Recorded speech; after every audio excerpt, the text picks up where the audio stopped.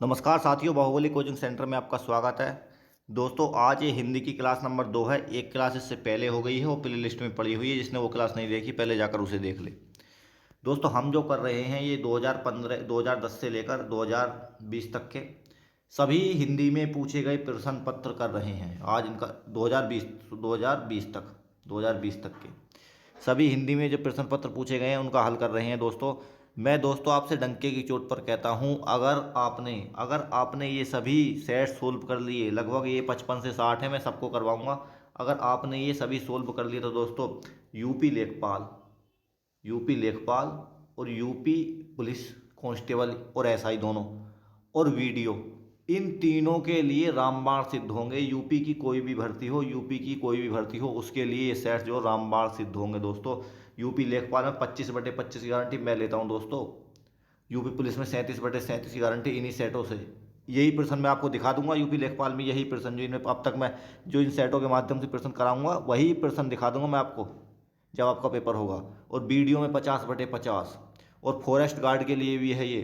कोई सा भी एग्जाम हो जिसमें हिंदी पूछी जाती है सबके लिए उपयोगी है। तो कल हमने 25 प्रश्न करे थे, 25 से आगे के करते हैं। आइए देखते हैं।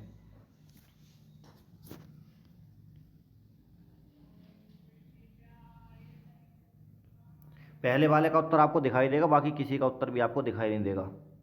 ये पहले इसका उत्तर आपको दिखाई दे रहा है, कोई बात नहीं, लेकिन इससे आगे का आपको आंसर दिखाई नहीं देगा। अवसर के अनुरूप बदल जाने वाले को क्या कहते हैं दोस्तों? तो इसे अवसरवादी कहते हैं। इजी क्वेश्चन है, कोई इसका वो नहीं है। अगला प्रश्न देखते हैं, आइए इसे बताइए। भूमि के अंदर की जानकारी रखने वाले को कहा जाता है। अनेक शब्दों के लिए एक शब्द है ये। और 2019 में एग्जाम हुआ था, यूपी ट्रिपल एससी ने लिया था। इसमें 60 प्रश्न पूछे गए थे, 25 हमने कल कर लिए हैं, बाकी बचे हुए आज कर रहे हैं। भूमि के अंदर की जानकारी रखने वाले को कहा जाता है। बताइए दोस्तों, भूमि के अंदर की जो जानकारी रखता है उसको क्या कहा जाता है? क्या उसको भूगर्भ वेत्ता कहा जाता है, पुरातत्व वेत्ता कहा जाता है, नृतत्व शास्त्री कहा जाता है, भूकंप वेत्ता कहा जाता है? तो दोस्तों सबसे पहले आप ऑप्शन काटना सीखिए। देखो, बी ऑप्शन तो इसमें हो नहीं सकता, डी नहीं हो सकता। मेरे हिसाब से इसमें ए ऑप्शन होगा, 27 का ए। तो ए ऑप्शन ठीक है बिल्कुल। आइए अगला देखते हैं। 28वां प्रश्न देखिए। इनमें से कौन सा शब्द अरुण का समानार्थी नहीं है? अरुण का समानार्थी, दोस्तों अरुण का सूर्य तो होता है, ये सबको पता है। और बिंबा फल, कुमकुम सूर्य का सारथी। बताइए दोस्तों इसमें कौन नहीं है अरुण का समानार्थी? ये समानार्थी शब्द दोस्तों बताइए इसमें कौन सा नहीं है अरुण का समानार्थी? तो ये तो उत्तर हो नहीं सकता, ये तो है सूर्य का सारथी, बिंबा फल, कुमकुम। दोस्तों मेरे हिसाब से सी होना चाहिए इसमें उत्तर। आइए आइए चेक करते हैं। तो देखिए दोस्तों, डी है इसमें। देखिए, अरुण के जो समानार्थी हैं सूर्य भी है, कुमकुम भी है और सूर्य का साथी भी है, लेकिन बिंबा फल नहीं है। डी ऑप्शन है इसमें। आप भी अपना स्कोर लास्ट में बताइएगा दोस्तों, और मैं भी देखता हूँ मेरा कि भी क्या स्कोर रहता है इसमें। इनमें से कौन सा शब्द उच्च का समानार्थी नहीं है? उच्च का, बताइए दोस्तों, उच्च का समानार्थी नहीं है। तो उच्च का बड़ा टीला उठा हुआ, बताइए दोस्तों कौन सा नहीं है? तो मेरे हिसाब से इसमें उत्तर ए होना चाहिए, 29 का ए। तो ए ही है, बिल्कुल सही है। नेक्स्ट प्रश्न, निम्नलिखित में से कौन सा शब्द कनक का समानार्थी नहीं है? तो दोस्तों कनक का सोना भी होता है, सबको पता है। कनक का गेहूं भी होता है, सबको पता है। कनक का धतूरा भी होता है, सबको पता है। मक्का नहीं होता। तो 30 का बी आंसर होना चाहिए। सही है दोस्तों, बी आंसर है। नेक्स्ट प्रश्न देखते हैं, आइए। निम्नलिखित क्रिया के अलावा संज्ञा के लिंग के अनुसार शब्द के रूप परिवर्तित होते हैं। 31वां प्रश्न है, क्रिया के अलावा संज्ञा के लिंग के अनुसार शब्दों के रूप परिवर्तित होते हैं। बताइए इसका क्या उत्तर हो सकता है? क्रिया के अलावा संज्ञा के लिंग के अनुसार शब्द के रूप जो परिवर्तित हो जाते हैं, तो क्या कहते हैं दोस्तों ने? बताइए। कारक में, विशेषण में, विशेष्य में, विकृत अव्यय में। तो दोस्तों इसमें जो होना चाहिए, क्रिया के अलावा संज्ञा के लिंग के अनुसार, संज्ञा के लिंग के अनुसार शब्दों के रूप परिवर्तित हो जाते हैं। तो कारक होना चाहिए मेरे हिसाब से उत्तर इसमें। आइए देखते हैं क्या है, लेकिन उत्तर इसका ए है। ये आंसर है दोस्तों इसका। क्रिया के अलावा संज्ञा के लिंग के अनुसार विशेषण शब्दों के रूप परिवर्तित हो जाते हैं। मेरे भी समझ में नहीं आया प्रश्न ये, आप बताइएगा कमेंट में इसको। नेक्स्ट देखते हैं, आइए। कोआ के स्त्रीलिंग के निर्धारण के लिए क्या किया जाता है? कोआ के अंत में ई लगाते हैं, कोआ के अंत में आनी लगाते हैं, कोआ से पहले स्त्री लगाते हैं और कोआ से पहले मादा लगाते हैं। देखिए दोस्तों, ऑप्शन के अनुसार यहाँ देखेंगे कि कौन सा इनमें सही हो सकता है। कोआ का लिंग बदलने के लिए तो आनी तो लग नहीं सकता, कोआनी तो होता नहीं है, तो बी ऑप्शन वैसे कट गया। और स्त्री भी नहीं लग सकता, स्त्री कोआ, तो सी ऑप्शन भी कट गया। अब ऑप्शन बचे ए और डी। तो कोआ के अंत में ई लगाते हैं या कोआ के पहले मादा लगाते हैं।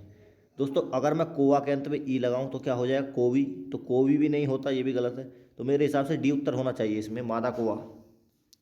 डी उत्तर बिल्कुल सही है। आइए अगला देखते हैं। मंत्री शब्द का लिंग क्या है? बताइए दोस्तों, मंत्री क्या है? क्या पुल्लिंग शब्द है मंत्री? क्या स्त्रीलिंग है? क्या नपुंसकलिंग है? क्या उभयलिंग है? देखिए दोस्तों, मंत्री शब्द का लिंग तो मेरे हिसाब से उभयलिंग होना चाहिए ये, लेकिन पुल्लिंग है ये। मंत्री शब्द का लिंग क्या है? पुल्लिंग। ध्यान रखिएगा दोस्तों, ये ऐसे ऐसे प्रश्न गलत हो जाते हैं। ऐसे ऐसे प्रश्नों को आप याद करते रहे, हाथों हाथ याद करते रहते चलना। मंत्री क्या है? मंत्री एक पुल्लिंग शब्द है, जिंदगी मत भूलना। मंत्री क्या है? पुल्लिंग शब्द है। नेक्स्ट, अपवाद को छोड़कर वर्णमाला के अक्षरों के नाम किस लिंग में होते हैं? पुरुष लिंग में होते हैं दोस्तों। आइए देखते हैं क्या है इसका उत्तर।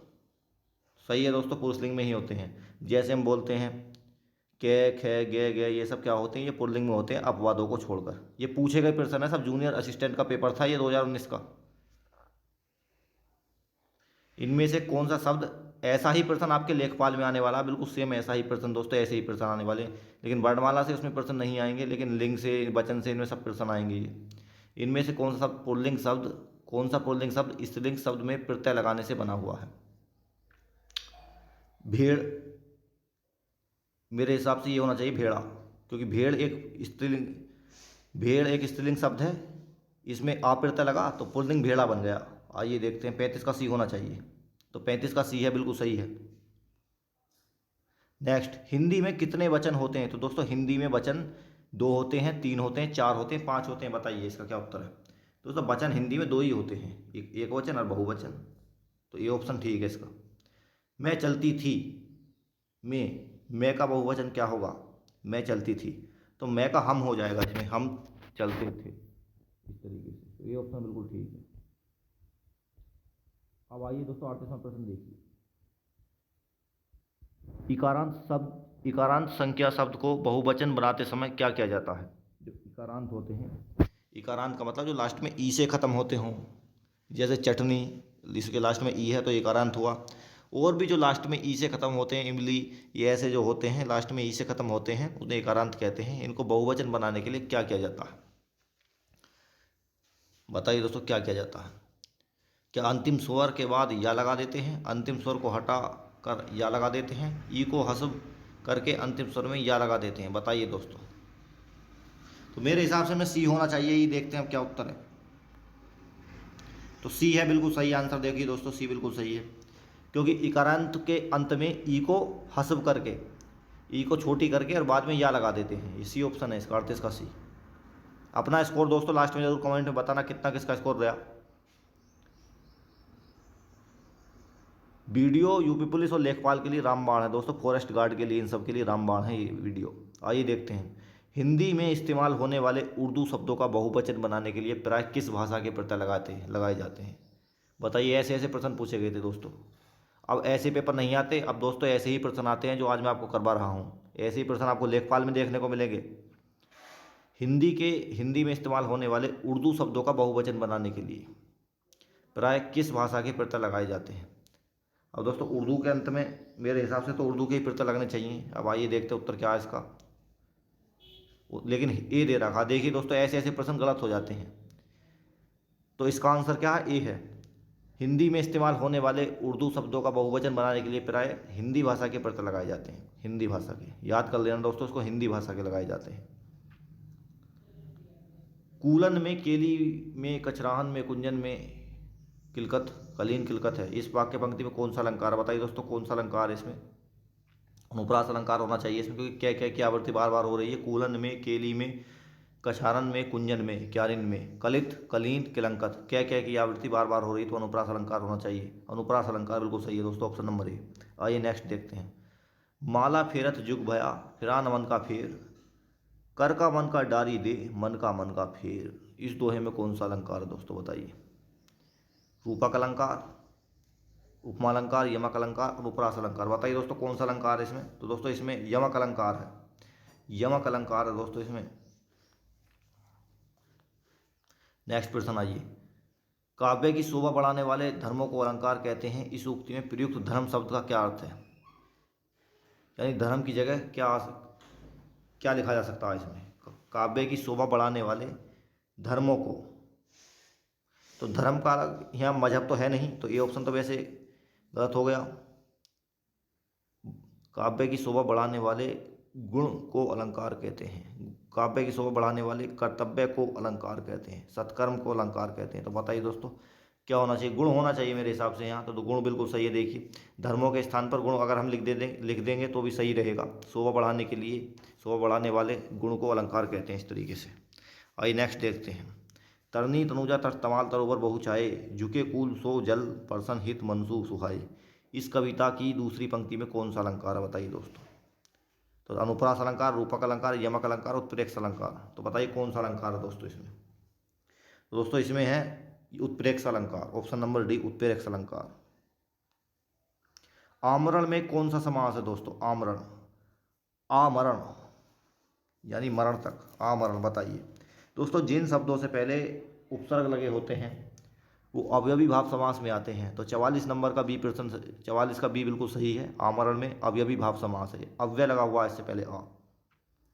नेक्स्ट, द्वंद्व समास में कौन सा पद प्रधान होता है, द्वंद्व, द्वंद्व, द्वंद्व जो होते हैं माता और पिता, भाई और बहन, ऐसे ऐसे जो समास होते हैं, भाई बहन माता पिता, ये द्वंद्व समास होते हैं। इनमें कौन से पद प्रधान होते हैं। तो दोस्तों इनमें दोनों पद प्रधान होते हैं, दोनों ही बराबर का महत्व रखते हैं, दोनों पद प्रधान होते हैं। ऑप्शन नंबर सी ठीक हो जाएगा इसका। नेक्स्ट, सूक्ति। बताइए दोस्तों बहुत लोग गलत गलत करेंगे इसको, बताइए सूक्ति का सही संधि विच्छेद क्या है, सूक्ति का। Option number A, option B, option C, option D, जल्दी बताइए। अब देखिए दोस्तों संधि का क्या मतलब है। संधि करने के बाद दोनों शब्द सार्थक सार्थक रहने चाहिए, यानी उनका कुछ अर्थ होना चाहिए, वो हिंदी के शब्द होने चाहिए संधि करने के बाद। पहचानने की तरीके इसमें ये है। तो अगर मैं इसमें देखूँ ए ऑप्शन को, सु प्लस उक्ति, ये तो ठीक सा लग रहा है। बी को देखो सु प्लस उक्ति, ये भी ठीक सा लग रहा है। अब सी ऑप्शन देखो सूक्त प्लस ई, तो सूक्त कोई शब्द नहीं होता, तो सी तो वैसे कट गया। अब डी है सु प्लस कित, तो कित कोई शब्द नहीं होता, तो डी ऑप्शन वैसे कट गया। तो ए और बी ऑप्शनों में से देखना दोस्तों, ए और बी ऑप्शनों में से सूक्ति का सही संधि विच्छेद। तो मेरे हिसाब से इसमें दोस्तों ऑप्शन नंबर ए होना चाहिए, सु प्लस उक्ति, सु प्लस उक्ति, सु ऐसे लिखा जाता है, सु पर जो मात्रा आती है छोटे ऊ की आती है, ये ऑप्शन होना चाहिए। तो देखिए दोस्तों ए ऑप्शन बिल्कुल ठीक है। और संधि कौन सी है इसमें, ऊ प्लस ऊ, बड़ा ऊ बन रहे हैं, दीर्घ संधि है यहाँ पर। नेक्स्ट प्रश्न, नरेश का सही संधि विच्छेद क्या है दोस्तों, नरेश का। तो आइए ऑप्शन के द्वारा चलते हैं, ऑप्शन काटते हैं पहले। नर प्लस एस, इस ऑप्शन को छोड़ दो, अभी अगला देखो। बी ऑप्शन नरे प्लस है, तो नरे और से तो कोई शब्द नहीं होते, बी ऑप्शन वैसे कट गया, नरे कोई शब्द नहीं होता, बी कट गया। सी ऑप्शन देखो नै प्लस रेस, नै प्लस रेस, तो रेस कोई शब्द नहीं होता, रेस, तो सी ऑप्शन वैसे कट गया। अब डी देखो नर प्लस ईस, तो मेरे हिसाब से डी ऑप्शन होना चाहिए इसमें, ए ऑप्शन वैसे कट गया। ए और डी में दोनों में देखो तो डी ऑप्शन ज़्यादा बेहतर लग रहा है, तो डी ऑप्शन होना चाहिए। देखिए दोस्तों बिल्कुल डी ऑप्शन बिल्कुल सही है, ए ई बराबर ए। तो कौन सी संधि है इसमें, गुण स्वर संधि, गुण स्वर संधि। संधि में आपको एक दिन वैसे पढ़ाऊंगा, ये तो प्रैक्टिस सेट है, तो इसमें तो आप आंसर दीजिए बस। तथैव का सही संधि विच्छेद। तो दोस्तों तथैव में पहली बात तो संधि कौन सी, वृद्धि संधि, क्योंकि जब दो मात्रा ऊपर होती है तो वृद्धि संधि होती है, ये पहचानने की ट्रिक है इसकी। और गुण संधि की पहचानने की ट्रिक ये है कि उसके ऊपर एक मात्रा होती है, जैसे नरेश के ऊपर एक मात्रा थी, गुण संधि थी। तथैव के ऊपर दो मात्रा है एक ही, तो यहाँ वृद्धि स्वर संधि है। तो बताइए इसका क्या होगा दोस्तों। तो तथ, तथा प्लस एव, तथ प्लस एव, बताइए। तय प्लस थैव, तो डी ऑप्शन तो वैसे कट गया क्योंकि थैव कोई शब्द नहीं होता। अब सी को देखो तथै प्लस एव, तो तथे ऐसा नहीं लिखा जाता जिसमें तथे भी कोई शब्द नहीं होता, सी ऑप्शन वैसे कट गया। तथ प्लस एव, बताइए दोस्तों। तो मेरे हिसाब से ये ऑप्शन होना चाहिए इनमें, ये ऑप्शन बिल्कुल सही है। आइए अगला देखते हैं। अत्याचार का सही संधि विच्छेद। संधि आपके लेखपाल में पूछी जाएगी दोस्तों, और ऐसे ऐसे प्रश्न पूछे जाएंगे जो घुमा देंगे आपको। इन्हीं प्रश्नों में से आएंगे, कोई सा ना कोई सा। ध्यान से देखिएगा। अत्याचार का सही संधि विच्छेद बताइए, अत्याचार का। तो अतियाधनचार, पहली बात तो इसमें यड़ संधि है। पहचानने की क्या ट्रिक है, ये से पहले आधाक्षर आया हुआ है अत्याचार में। कहीं भी आपको ये वैसे पहले आधाक्षर दिख जाए तो वहाँ यड़ संधि होती है दोस्तों, यड़ संधि। ये ट्रिक आप याद कर लेना जिंदगी भर के लिए। तो अतिया तो कोई शब्द नहीं होता, तो ये ऑप्शन तो वैसे कट गया। दूसरे में देखते हैं, अत प्लस आचार। अत प्लस आचार, तो अत तो चलो देखते हैं, इसे बी ऑप्शन अभी छोड़ दो, सी को देखो। अति प्लस आचार, डी ऑप्शन है अत्या प्लस चार। तो चार शब्द दोस्तों, हिंदी में कोई चार शब्द नहीं होता, हिंदी में चतुर्थ होता, तो चार कोई होता ही नहीं हिंदी में, तो डी ऑप्शन वैसा कट गया। अब बी और सी ऑप्शन बचे, तो बी में क्या है, अत प्लस आचार, और सी में क्या है, अति प्लस आचार।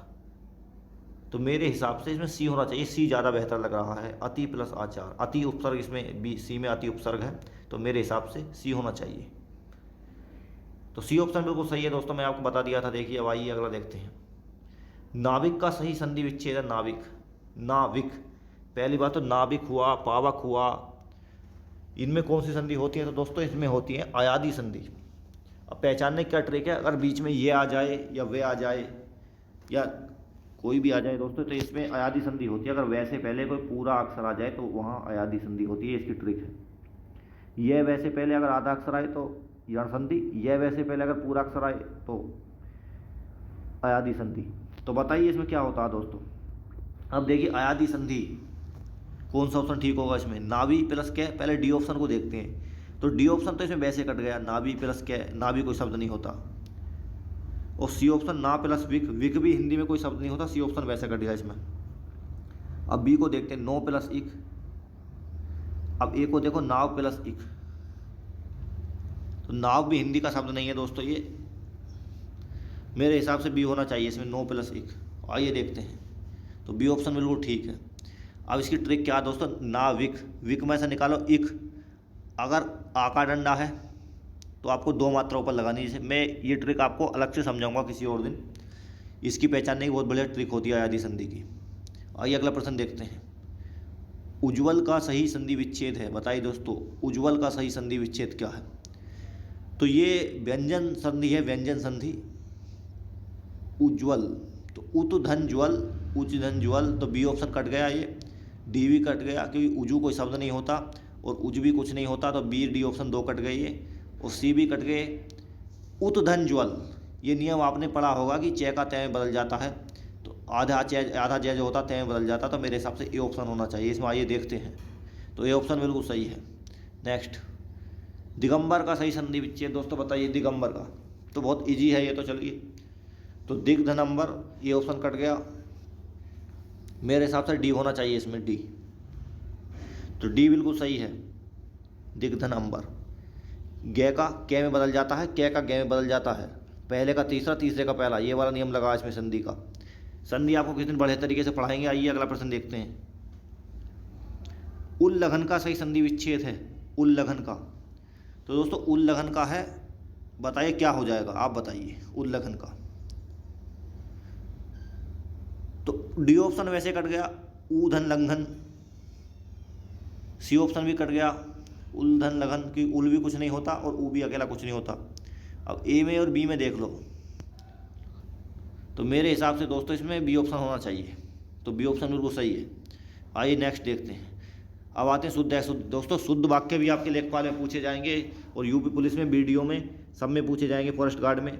निम्नलिखित में से शुद्ध वाक्य का चयन कीजिए, बताइए शुद्ध वाक्य क्या है इनमें।